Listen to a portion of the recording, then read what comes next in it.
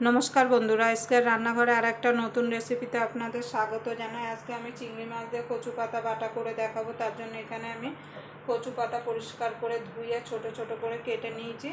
एखाने आमी दूध कचु पाता निয়েছি, आपनारा चाइले एमनि कचु पाताटाओ निते पारेन। अनेके कचु पाता बाटा खेते चान ना गला धरे बोले, किन्तु आमार मतो करे एकबार बाड़ीते बानिये देखबेन, एक फोঁটাও गला धरबे ना।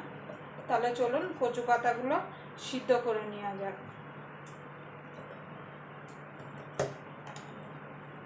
कचु पातागुलो सिद्ध करार जन्य एखाने आमी कड़ाईते जल निয়ে নিয়েছি। एबार जलेर मध्य सामान्य एकटुखानि लवण दिए देब।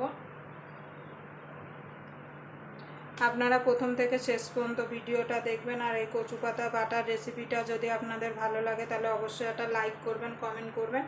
और যারা এখনো আমার চ্যানেলটা সাবস্ক্রাইবার করেননি প্লিজ সাবস্ক্রাইবার করে নেবেন আর পাশের বেল আইকনটি অবশ্যই বাজিয়ে দেবেন আমি যখন নিত্য নতুন রেসিপি আপলোড করব সবার আগে পাওয়ার জন্য। তো জলটা গরম হলে আমি কচু পাতাটা দিয়ে দেব। এখানে জলটা গরম হয়ে গেছে, এবার আমি কচু পাতাগুলো দিয়ে দেব।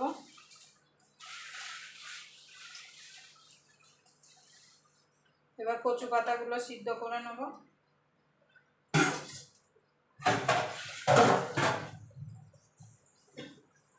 দেখেন বন্ধুরা এখানে কচু পাতাটা আমার সেদ্ধ হয়ে গেছে। এবার আমি এটাকে জল থেকে ছেঁকে নেব। দেখুন বন্ধুরা আমার ক্যামেরাটা বন্ধ হয়ে গেছিল বলে আমি দেখাতে পারিনি। এখানে আমি তেল দিয়ে তার মধ্যে শুকনো লঙ্কা রসুন আর পেঁয়াজ দিয়ে ভাজা ভাজা করে নেব। দেখেন বন্ধুরা এখানে শুকনো লঙ্কা রসুন আর পেঁয়াজটা আমার ভাজা ভাজা হয়ে গেছে। এবার এখানে যে কচুর শাকটা আমি সিদ্ধ করে রেখেছিলাম সেটা দিয়ে দেবো। আমি এখানে ঝালটা একটু বেশি দিচ্ছি, আপনারা আপনাদের যে যেমন ঝাল খেতে পছন্দ করেন সেই আন্দাজে ঝালটা অ্যাড করবেন। এবার এটাকে আমি ভালো করে একসঙ্গে মিশিয়ে নেব। এখানে আমি চিংড়ি মাছটা বেটে দিচ্ছি না, আপনারা চাইলে এই তেলের সঙ্গে একবারে ভেজে কচুর সঙ্গে বেটে দিতে পারেন। মিনিট খানেক আমি একটু ভাজা ভাজা করে নেব। দেখুন বন্ধুরা ভাজা ভাজা হয়ে গেছে। এবার আমি গ্যাসটা নিভিয়ে দেবো। নিভিয়ে এটাকে ঠান্ডা করে আমি মিক্সিতে পেস্ট করে নেবো। আপনারা চাইলে পাতা দিয়ে বেটে নিতে পারেন।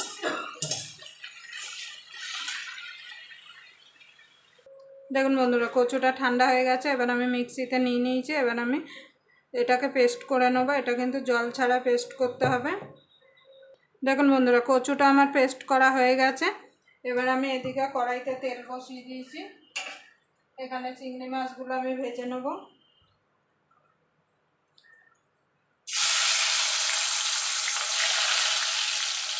আমি এখানে চিংড়ি মাছ গোটা গোটা দিচ্ছি, আপনারা চাইলে কচুর সঙ্গে বেটেও দিতে পারেন। এবার চিংড়ি মাছটা ভালো করে ভাজা ভাজা করে নেব।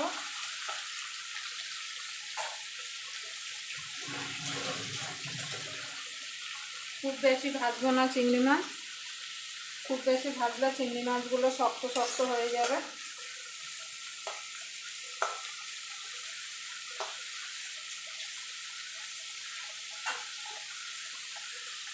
দেখুন বন্ধুরা এখানে চিংড়ি মাছটা আমার ভাজা হয়ে গেছে। এখানে যে কচুর শাকটা আমি বেটে রেখেছিলাম সেটা দিয়ে দেবো।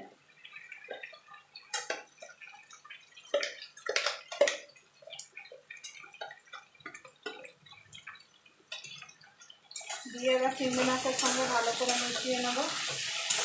আপনারা এইভাবে অবশ্যই একবার বাড়িতে ট্রাই করে দেখবেন। এইভাবে করলে কিন্তু কচু পাতা একদম গলা চুলকাবে না।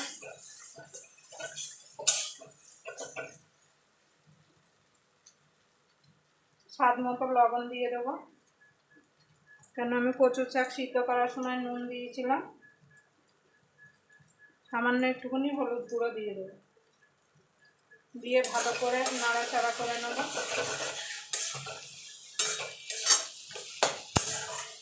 কচুর শাকের যে এক্সট্রা জল আছে সেই জলটা শুকিয়ে নেব।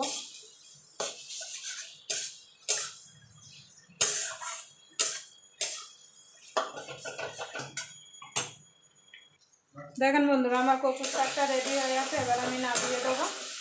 আবার আপনাদের সঙ্গে কোনো নতুন রেসিপি নিয়ে দেখা হবে। ততক্ষণ বন্ধুরা আপনারা ভালো থাকবেন, সুস্থ থাকবেন।